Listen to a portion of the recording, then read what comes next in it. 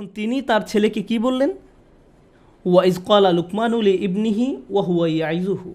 লুকমান যখন উপদেশ দেওয়ার সময় তার ছেলের দিকে ফিরে বললেন, হে আমার ছেলে, আমার প্রিয় সন্তান, লা তুশরিক বিল্লাহ, আল্লাহর সাথে শিরক করো না, আল্লাহর কোনো অংশীদার সাব্যস্ত করো না। কিন্তু আলোচনার সূত্রপাত তো শিরক দিয়ে হয়নি, মূর্তি পূজা নিয়ে তো এই কথাবার্তা শুরু হয়নি। আলোচনা তো ছিল কৃতজ্ঞ হওয়া নিয়ে।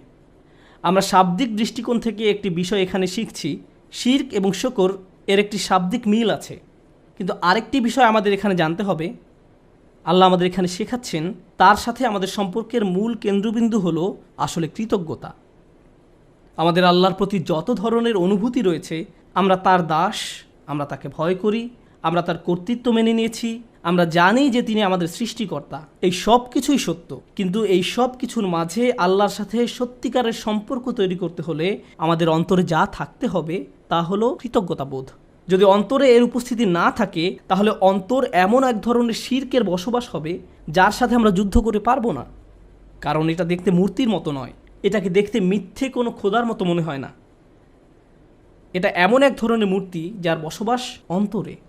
তো তিনি তার সন্তানকে বলেন, আল্লাহর সাথে শিরক করো না, আল্লাহর প্রতি অকৃতজ্ঞ হয়েও না বলার পরিবর্তে তিনি এই কথা বললেন। কারণ তিনি যেহেতু মনে করেন কৃতজ্ঞ হওয়াই আসলে প্রজ্ঞা, আল্লাহর পাশাপাশি কোনো কিছুকে স্থাপন করো না। আমরা এটা কিভাবে বুঝব? লুকমান তার ছেলেকে আসলে কী শিক্ষা দিচ্ছেন?